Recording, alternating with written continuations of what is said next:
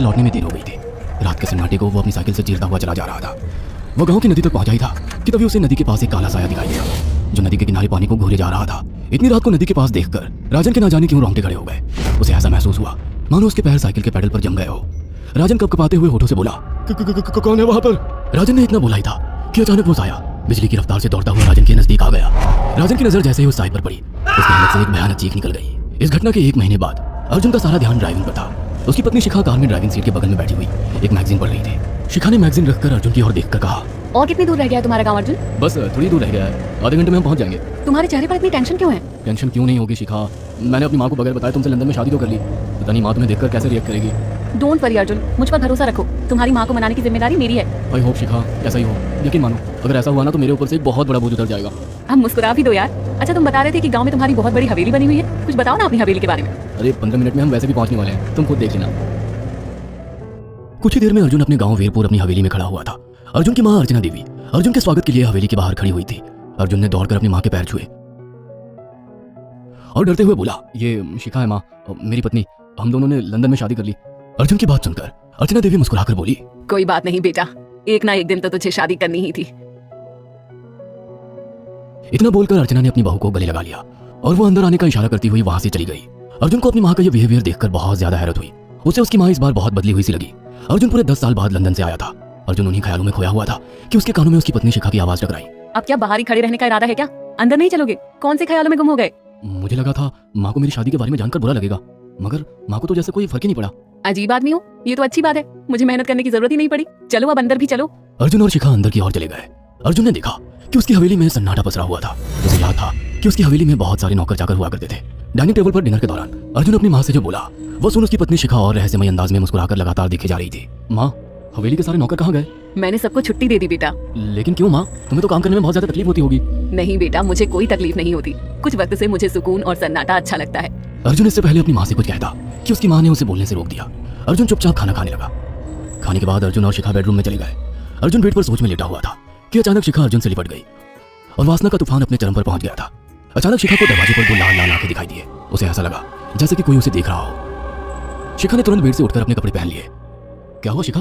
अर्जुन, मुझे ऐसा लगा जैसे कोई हम दोनों को देख रहा हो। पागल हो गई हो क्या? हवेली में सन्नाटा पसरा हुआ है, एक भी नौकर चाकर नहीं है। तुम्हें वहम हुआ होगा।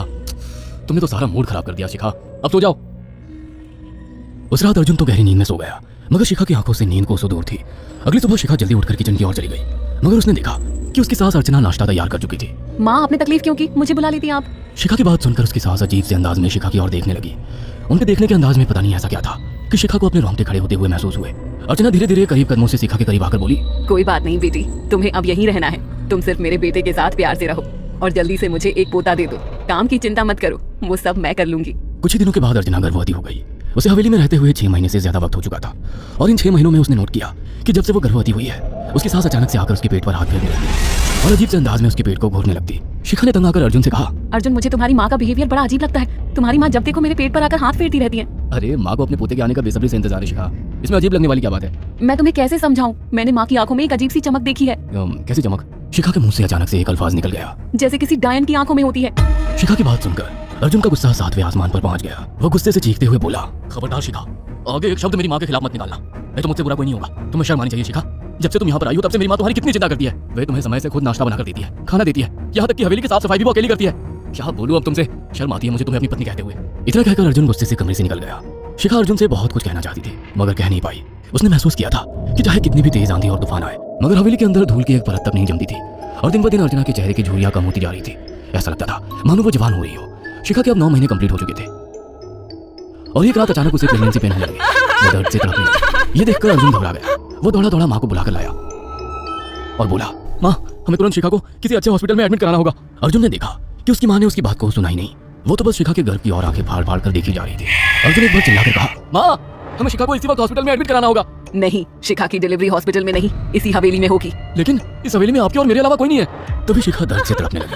अर्चना ने अपने बेटे को धक्के देकर कमरे से बाहर निकाल दिया और दरवाजा बंद कर लिया। अर्जुन हक्का बक्का रह गया। अर्जुन दौड़ता हुआ गांव की ओर गया। उसने देखा कि गांव में एक पेड़ के नीचे गांव के सभी बुजुर्ग इकट्ठे थे। उनके हाथों में जलती हुई मशालें थी। अर्जुन उनके पास पहुंच गया और बोला, मेरी मदद कीजिए, मेरी बीवी को प्रेगनेंसी दर्द हो रहे हैं, आप प्लीज किसी दाई को बुला लीजिए, जितना पैसा चाहिए देने को मैं तैयार हूँ। तभी उसके कानों में गांव के सरपंच की आवाज टकराई, बेवकूफ लड़के, तू अपनी बीवी को एक डायन के यहाँ पर मरने के लिए छोड़ आया। क्या कहना चाहते हैं आप? जानते हैं आप क्या कह रहे हैं? वही जो तू सुन रहा है। तेरी माँ एक डायन है। इन गांव वालों के हाथों में जो मशाले देख रहा है ना, हम तेरी ही हवेली में आग लगाने जा रहे थे। तेरी माँ ने इस गांव में ना जाने कितने नौजवानों को मार कर खाया है। तेरी माँ एक डायन है। लगता है आपका दिमाग खराब हो गया है। आप जानते भी हैं मैं कौन हूँ? हाँ मैं जानता हूँ, तू ठाकुर धीरेन्द्र प्रताप का बेटा है। तेरे पिता को शक हो गया था कि तेरी माँ एक डायन है, इसीलिए उन्होंने तुझे हमेशा उससे दूर रखा। पहले तेरी माँ ने तेरे पिता को मारा और धीरे धीरे करके वह हवेली के सारे नौकरों को मार कर खा गई और फिर गांव वालों को भी मारने लगी। और अब तो तेरे होने वाले बच्चे को खाएगी, क्योंकि डायन को नवजात शिशु का मांस खाना बहुत पसंद होता है। अगर मेरी बात पर यकीन नहीं है तो चलकर मेरे साथ तू खुद अपनी आंखों से देख ले। इतना कहकर सरपंच अर्जुन को लेकर हवेली की ओर चल पड़ा। उसके पीछे कई लोग थे जो जलती मशाले पकड़े हुए थे। हवेली के अंदर घुसकर उन्होंने उस कमरे के दरवाजे को तोड़ दिया जहाँ पर शिखा थी। कमरे का मंजर देखकर अर्जुन के रोंगटे खड़े हो गए। उसने देखा कि उसकी माँ एक बेहद भयानक रूप में उसके बच्चे का मांस खा रही थी और उसकी पत्नी शिखा फर्श पर मरी हुई पड़ी थी और पूरा फर्श खून से लाल था। अर्जुन को अपनी आंखों पर यकीन नहीं आ रहा था कि तभी उसकी माँ उसके ऊपर झपटी। सरपंच ने चीखकर कहा, अरे इस डायन को आग लगा दो, जिंदा जला दो इसे और साथ ही इस हवेली को भी।